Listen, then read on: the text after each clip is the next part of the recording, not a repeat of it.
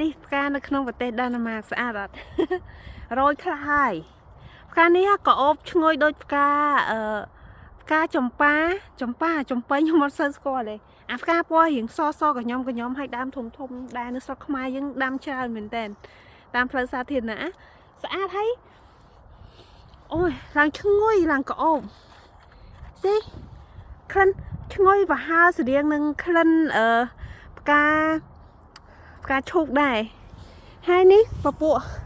ផ្កាពណ៌លឿងនេះខ្ញុំភ្លេចឈ្មោះទៀតហើយមើលប្រហែលដងឯនេះផ្កានេះគេដាំភាគច្រើននៅពេលដែលចូលរដូវ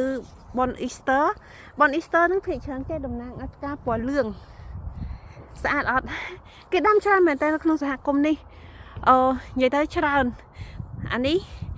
ទីលាននេះគេដាំផ្កាផ្សេងទៀតតែលោះអត់ទាន់បានពេញទេទៀតផ្កាឡើងពេញតំបន់នេះហើយនេះសួនច្បារក្មេងៗ